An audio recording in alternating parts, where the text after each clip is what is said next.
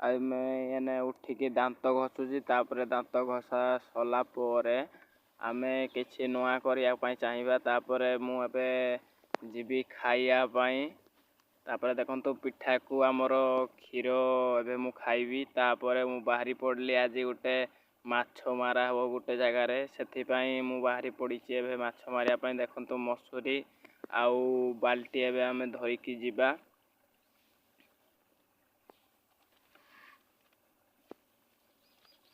ମଶୁରୀକୁ ବାଲ୍ଟି ଏବେ ଆମେ ଧରି ପକାଇଲେ। ଦେଖନ୍ତୁ ମଶୁରୀ ଆଉ ବାଲ୍ଟି।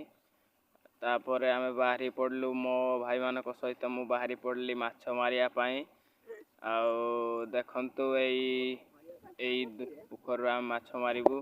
ତାପରେ ଆମେ ଦେଖନ୍ତୁ ପ୍ରବଳ ମାତ୍ରାରେ ମାଛ ଆମେ ଧରିଲୁ।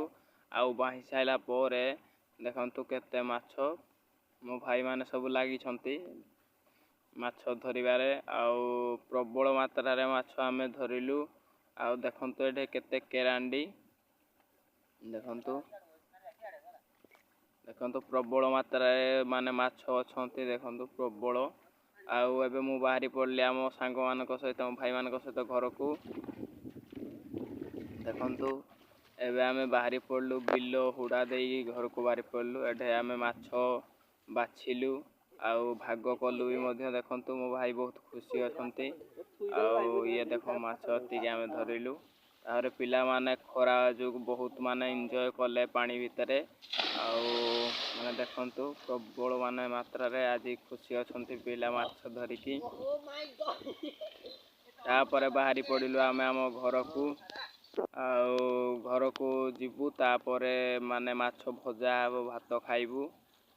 ଦେଖନ୍ତୁ ପିଲା ବାହାରି ସାରିଲେନି, ମୁଁ ବାହାରି ପଡ଼ିଲି ଏବେ। ଦେଖନ୍ତୁ ଆଉ ଅଳ୍ପ ବାଟ ରହିଲା।